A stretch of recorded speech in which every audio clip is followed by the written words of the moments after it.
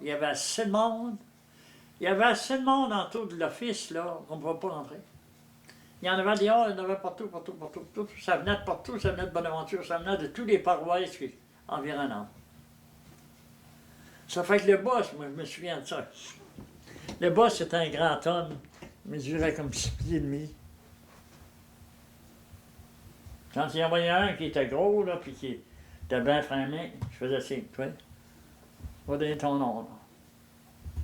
Ça fait que les autres. Passaient avant moi, ils ne me regardaient pas. J'étais mince, je pesais à peu près 125 livres. Ça fait que... Mais mes gars, là, mes chums c'était des gars assez corpulents, assez gros. Mais moi, là, ils engagent mes chums, puis moi, ils me laissent de côté. Ça fait que mes chums disent, ils vont trouver le gars. Le boss, il dit, ça, c'est un autre chum. Ah oui, mais il dit, pas gros. Il est pas gros, il dit, dans le bois, ça prend des gros hommes. Des hommes capables. Ça fait que... Les gars ont dit, non, il n'est pas gros, mais c'est un gars qui est habitué dans le bois, puis il connaît ça, c'est un bonhomme dans le bois. Il dit, il est aussi bon que n'importe qui, parce qu'il dit, c'est un homme de bois, c'est un gars qui connaît ça. Ça fait que toujours, là, il m'engage.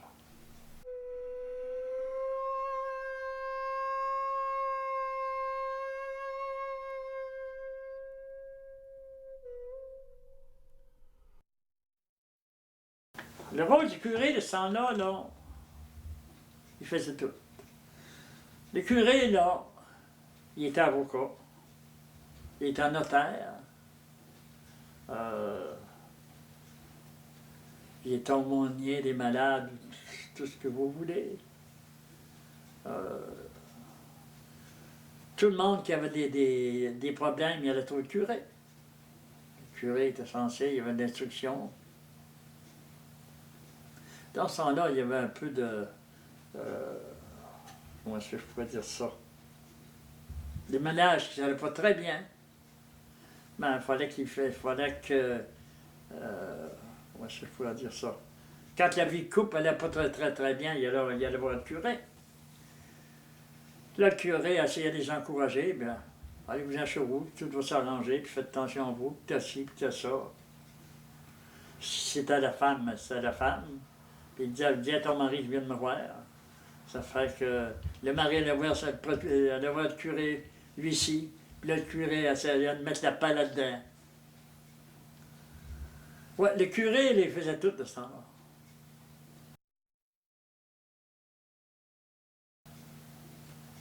À peu près tout, tout, tout, tout.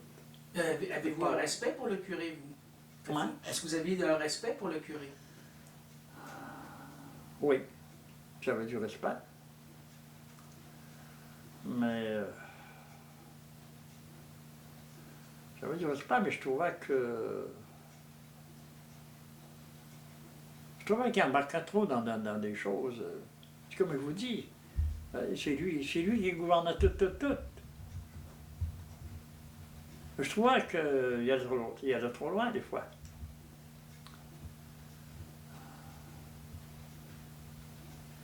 Masqué, dans ce temps-là, moi je me souviens de ça. Ce qui arrivait dans ce temps-là, c'était un peu comme aujourd'hui. C'était pas si pire qu'aujourd'hui, mais il y en avait. Des gens, des couples qui partaient d'un peu n'importe où, n'importe quoi, puis ça en venait se choisir ici, dans des colonies comme ça. Il y avait ici, c'était pas les femmes. Mais quand ça allait aux oreilles du curé, ben, le curé, lui, il allait dénicher ça. Il allait les voir directement dans la maison, puis il disait, vous n'êtes pas mariés, vous allez vous en aller d'ici. Il allait direct dans la maison.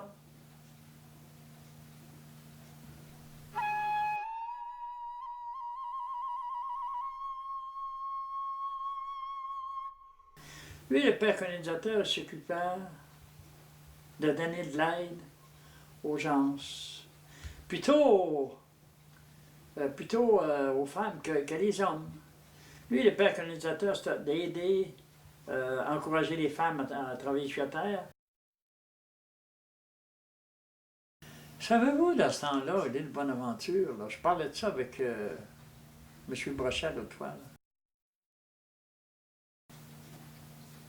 Je dis compte à ça, je me rappelle de ça. On vendait du bois là. On partait ici avec un cheval. Moi, je n'ai pas vendu beaucoup. Je faisais une couple de voyages, mais je n'ai pas vendu. Il y a des gars qui n'ont char, vous voyez. Ils partaient ici avec un cheval, puis ils s'en allaient coucher.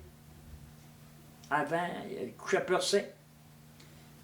Puis le lendemain matin, ils traversaient sur l'île Bonaventure avec un cheval puis un voyage de bois. Ils allaient vendre ça sur l'île Bonaventure. Bois fin.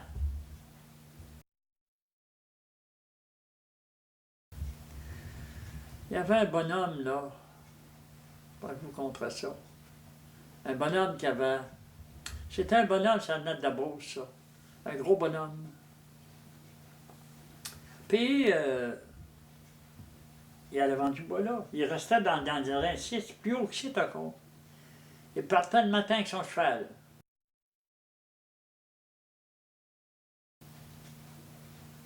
Il habitait son bras, là. Mais le matin, il cordait ça, il changeait son voyage, puis il partait. Il embarquait là-dessus, sur sa voiture, puis il débarquait à Percé. Il allait coucher sur M. Fourlong de Percé.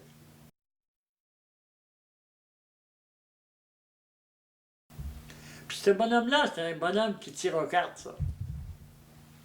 Ça fait qu'il s'en allait coucher, la place qu'il allait coucher, là. Tout le monde des alentours allait le voir le soir. Les filles, ça se parlait à Percé, ça se téléphonait. Il y a un bonhomme, c'était la chance. Ils ont dit, c'était monsieur la chance là, il va se voir. Puis toutes les filles du village, des gens, allaient le voir. Puis il y en avait qui donnaient 25 cents, d'autres 50 cents, d'autres 25 cents. Ça fait que il faisait plus d'argent avec ses cartes que son voyage de bois. Puis ça, c'est un vrai conteur d'histoire. Il lui contait des contes, il se disait, puis tout le monde se ressemblait là. Et puis, il lui contait des contes. Puis il lui tirait aux cartes. Puis il y a un temps que tout le monde se ressemblait là. Puis lui, il traversait sur l'île Bonaventure avec son cheval. Il y avait de la glace, il s'en allait. Puis c'était un bonhomme qui n'était pas frileux, ça. Nous autres, dans ce temps-là, on embarquait, mais on débarquait des bouts, on marchait parce qu'on a fait. Lui, il s'asseyait sur sa voiture, là. Et puis, il débarquait à Percé. Il se faisait des pantalons lui-même, en cuir, des peaux de vache, triplement, qui arrangeait, puis il se faisait des salopettes de cuir. Puis, il s'assisait, pas frileux, il s'assisait dessus. Il débarquait à Percé le lendemain, ça m'allait là. Je faisais 2 voyages par semaine. Puis il faisait plus avec ses cartes, là, que son voyage de bois.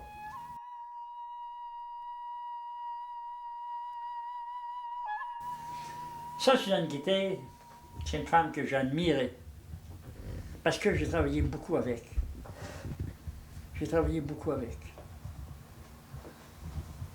Parce que c'est une femme qui...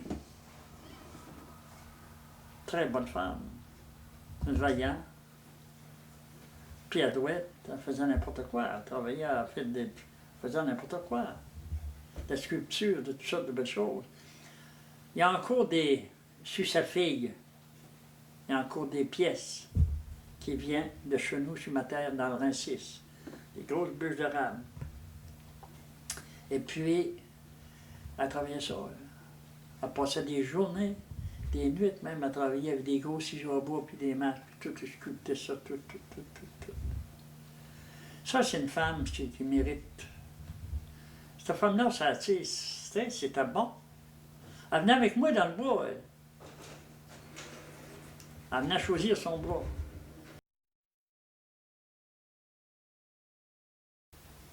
Marchait dans le bois. Puis quand on voyait un arbre de son goût, ça, tu vas me couper ça, tu vas m'emmener ça. Des pareilles bûches de... J'avais coupé 2 grosses bûches d'érable de 8 pieds de long. 8 pieds de long, ça avait comme 2 pieds, je sais pas. J'avais une misère, maudite, puis changer ça dans mon camion, puis emmener ça là. Puis elle avait rentré ça au centre d'or, là. Puis elle avait travaillé tout l'hiver après ça. avec un marteau des choses, puis comme ça. Des pareilles belles pièces qu'elle a faites. Ben, ils sont encore là, je pense qu'il y en a encore deux. Qu'est-ce que j'ai? Sa fille, Josée. Tam de di la di li lam da di la di li di la di lam da di li la.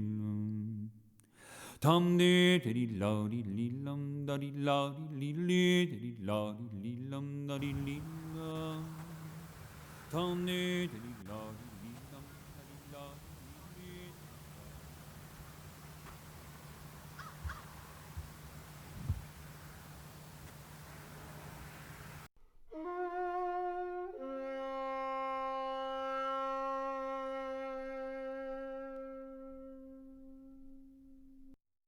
Ça monte au rang du 6. Ils appellent ça le rang du 6. Le rang du 6. 1 000 écarts, puis alors ça, on va frapper un trait carré. Et là, vous aviez une maison au rang Là, 6? j'avais une maison. Ah, OK. Est-ce qu'elle est encore là? Non. Non, c'était une forêt. Ah, Ça fait ça 20 ans qu'ils ont fermé le rang. OK. Les gouvernements ont fermé ça. Parce que quand le sage a pris le pouvoir, il a fermé les petites écoles des rangs. Il a dit on va construire des grosses écoles, puis on va charger les élèves, puis on va former des petits rangs comme ça pour sauver l'entretien des chemins, l'hiver, l'ouverture des chemins. Puis ça a été une très mauvaise chose. C'est pas une bonne sorti ces... Ben non, ça n'a pas été une bonne chose, pas du tout. Parce qu'ils ont sorti ces familles-là.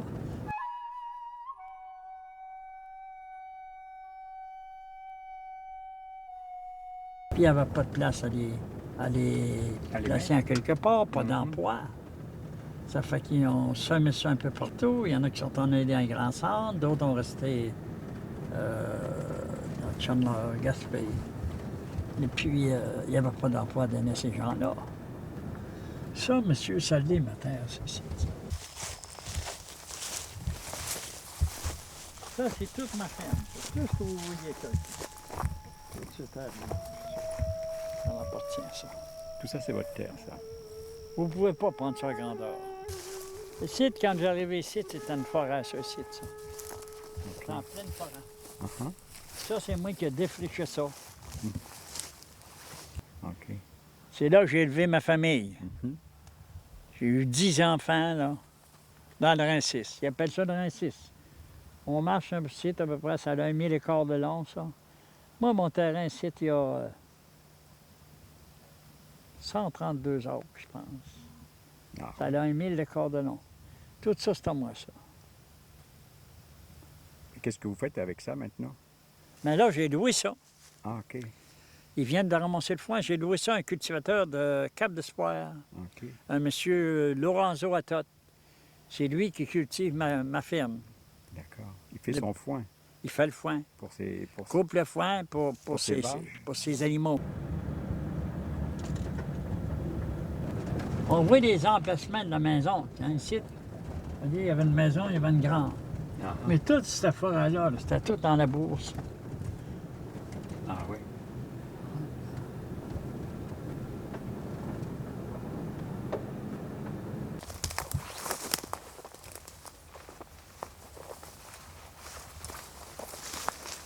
Ça, c'est ma fondation de maison ici. C'est votre maison ici? Oui, tout en ciment. Vous voyez le ciment, là? Oui. Ça, c'était construit en 1948. 47-48. On n'avait pas de commodité là-dedans. Pas de commodité? Non, de charroi à l'eau, pas de toilette, rien.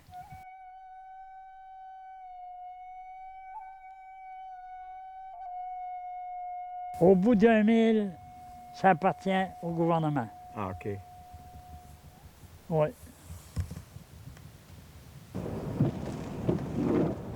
Alors ça, c'est la Côte des Pères. Ça, c'est la Côte des Pères qu'on voit. C'est ce qu'ils appellent la Côte des Pères. Oui, oui. L'école d'agriculture est sur le dessus de ça. D'accord. C'est fermé aujourd'hui, l'école d'agriculture.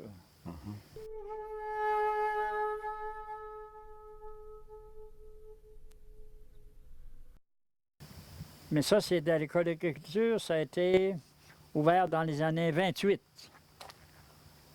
C'était des pères cisterciens qui avaient les pères habillés en brun, dans des grosses soutanes brunes, puis qui coupaient des souches, puis qui coupaient du bois, puis qui arrachaient les souches, puis ils brûlaient ça. Oui, oui. Le cimetière est ici. Voulez-vous aller jeter un coup d'œil? Oui.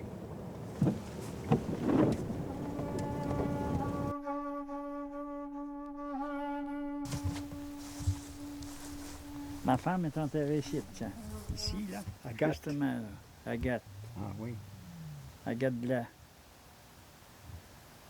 Moi, ma place est réservée. Je suis réservé aux côtés. Ah, vous l'avez réservé là? Ouais, Ah bon? ouais.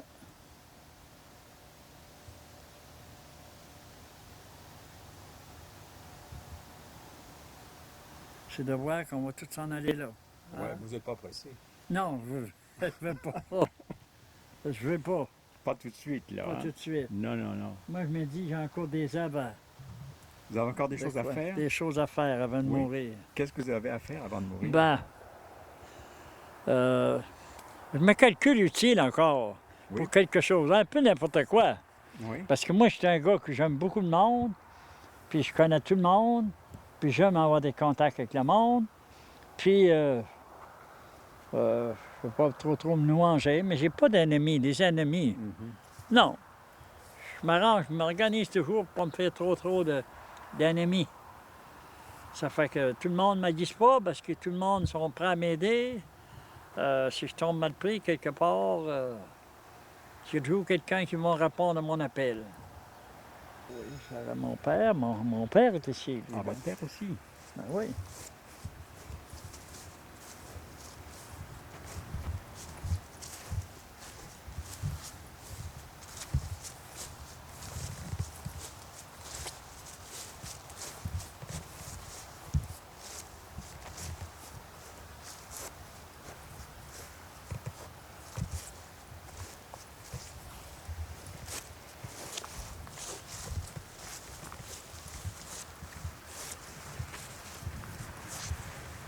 Ça, c'est mon père.